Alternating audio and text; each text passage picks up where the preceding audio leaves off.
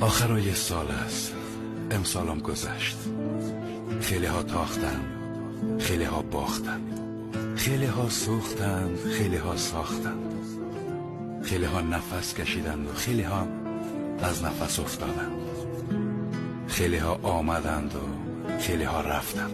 کسایی که آمدند شاید همیشه نمانند، ولی کسایی که رفتن بر همیشه رفتن.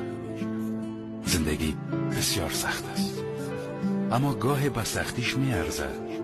مهم نیست که دنیا بسیار نامرد است، مهم است که ما مرد باشیم و قدر همدیگه خدا بفهمیم.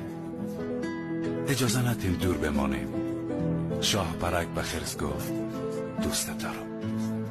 خرس گفت حالا میخوایم بخوابم، باشه وقتی که بیدار شدیم حرف میزنیم. خرس به خواب زمستانی رفت و هیچ وقت نفهمید که عمر شاه پرک فقط 3 روز است. همدیگه خدا دوست داشته باشید، شاید فردایی وجود نداشته باشه. آدمای زنده به گل و محبت نیاز دارن و مرده ها به فاتحه، ولی ما گاهی برعکس عمل میکنیم.